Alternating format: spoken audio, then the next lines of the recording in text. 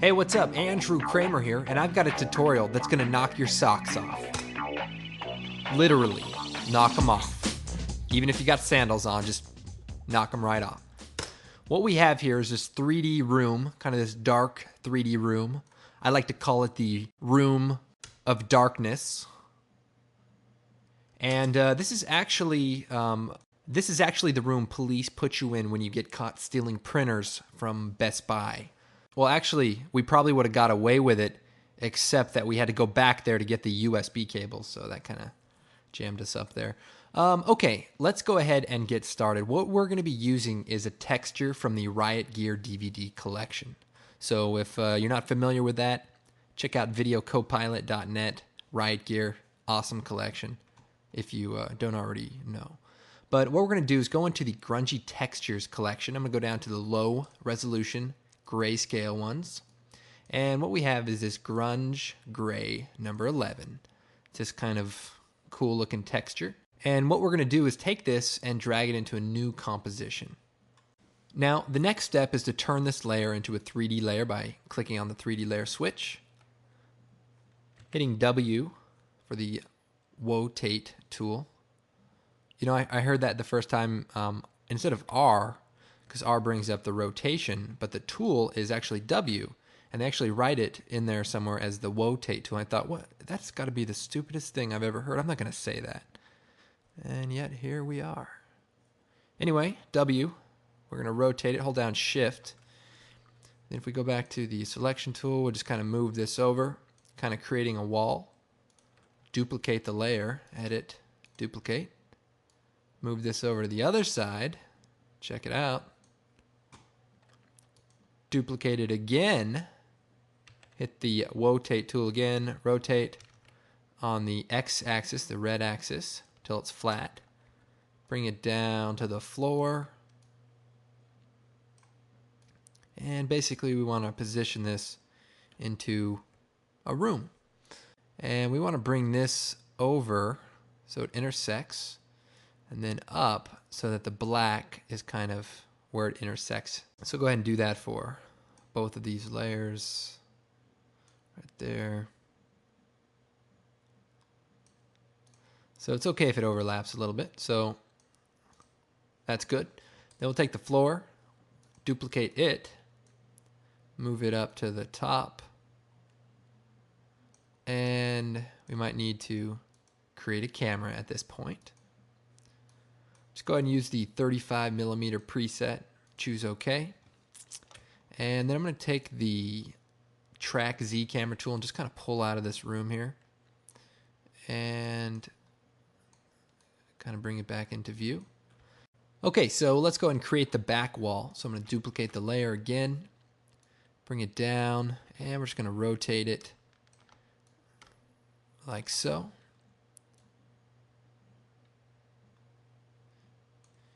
And we'll just push it in Z space to the back.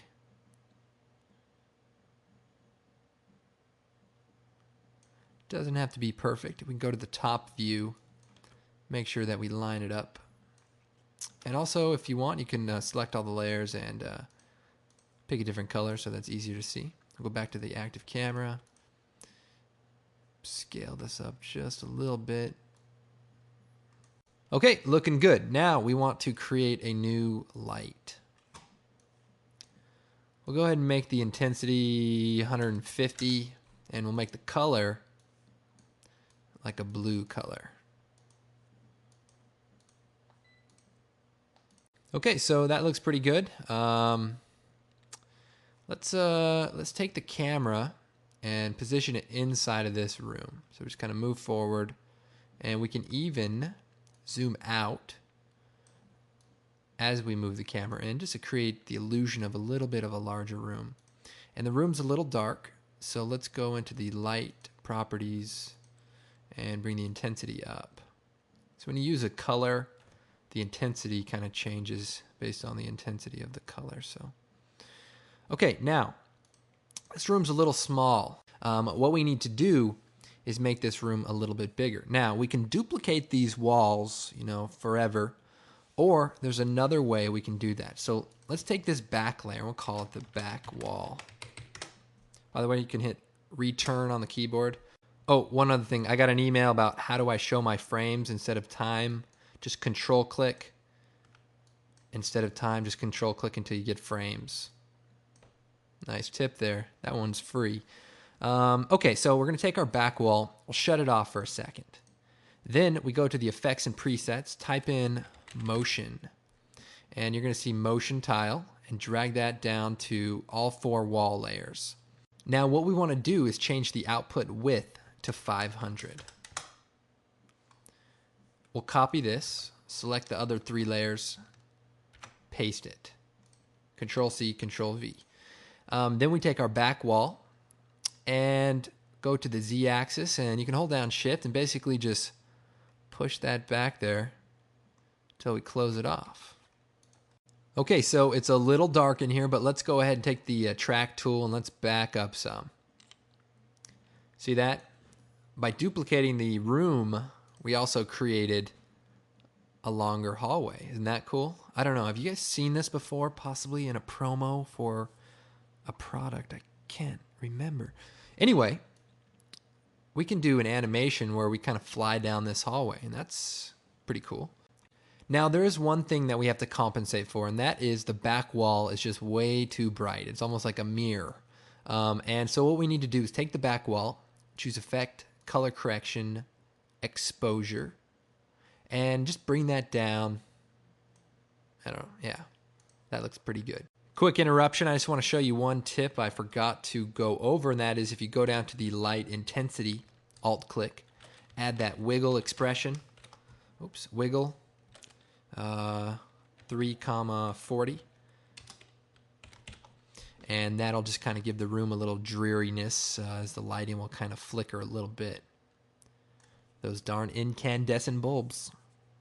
Okay, so we're back in the room, and what I want to do is add some text. So I'm going to take the text tool, click on here, we'll write final image. By the way, that's my company. We do visual effects and motion graphics, a bunch of fun stuff. And right, presents. Looking good. By the way, this font is Arial Black, italicized, I think. Turn on the 3D layer switch for both of these. And bam, they go back to the 0, position of our camera originally. If you see, our layers are actually still up there. We're actually just looking at the motion tiled addition we've added to our nice little room. So if we move in here, we can get to our final image text, and we can reposition it at eye level. It's important to put things at eye level. Like picture frames and stuff in your house, you want to make sure they're kind of at eye level. Otherwise, they look awkward. That's what my wife told me. And she's right. She's got to be. And now we can go ahead and set up a nice little camera move. If we take the orbit camera tool, we can kind of come over to one side. I mean, this is like a full-on 3D room, you know, a lot of possibilities. But let's go ahead and animate the position and the anchor point, or the point of interest. Move forward, and we'll kind of zoom in, track in. Nice and close here.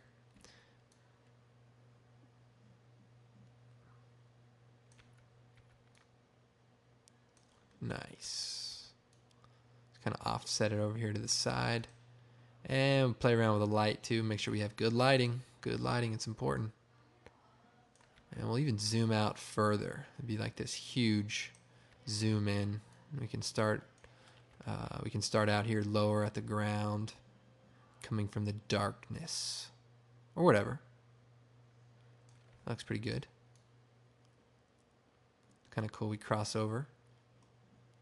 Okay, so that looks pretty good. Let's go ahead and select the keyframes, hit F9 for a nice curve, easy ease curve on the keyframes there. Okay, let's go ahead and play that back. Now, the other thing I did in the original animation was add a little bit of a position wiggle. And to do that, I Alt-clicked on the position, choose Wiggle, parentheses, 1, 35. Actually, we'll go 0.5, comma 35. And that'll just add a little bit of life at the end. You can even turn that down just a little bit. And we can also add motion blur to these layers. Turn on the motion blur switch, turn on motion blur. May want to speed the animation up a little bit. Just move the keyframes closer together. And you create this crazy going down the hall room kind of effect. Now, how else can we enhance this? Well, let's go and pull down the camera options. And we have the depth of field. We turn that on. And nothing really happens. Let's increase the aperture. See that? See our walls blurring out here? Increase the blur level. All right. Now, one little problem. Our focus point is not our text. How can we fix that? Well, there's a nice little expression we can do. We could animate the focus distance and try to figure out where that is. But that could take seconds, even minutes, you know, if you're really trying to be perfect. So we're going to actually use an expression. So final image, I'm going to hit P to bring up the position. Then for the focus distance, I'm going to Alt-click, adding an expression. I'm going to delete what's there. I'm going to type length, Length. Nice. Parentheses. Then I'm going to take the pick whip, and I'm going to drag it to the position of final image. So what it's saying is the length from the final image text, comma, to, what would I go to? Oh, the camera's position in parentheses. So the value we're going to be creating here is what is the length from final image to the camera? Well, it's 573 at this point. Well, what about right here? Well, it's 1230.8, sir. I like the sir part. That was really nice. So what we've created is an expression that will dynamically calculate what the distance is no matter what. Pretty sweet, huh? Now let's play it back. Okay, don't be fooled. That took a long time to render. That motion blur with the depth of field, it's a killer, but it's worth it. See that? Pretty nice, huh? Might even add a little more wiggle. Give that a little more life. 35.75. So we wiggle it once every 3/4 of a second, 35 pixels or units. Okay, so that's the end of the tutorial. Sorry if I was a little excited today. I found an extra box of Peeps and just really boosted my spirit. And if you don't know what Peeps are, they're basically these sugar-colored marshmallows. They look like ducks or... No. They look like rabbits. If you knew what they were, you'd understand. Anyways, my name's Andrew Kramer. You can check me out at creativecow.net or visit my website, videocopilot.net. We got some great other tutorials. And of course, you can purchase Riot Gear, pre-matted organic stock footage. Anyways, I'll see you guys next time. For now, I'm going to go see what's at the end of this room. Looks kind of dark back there.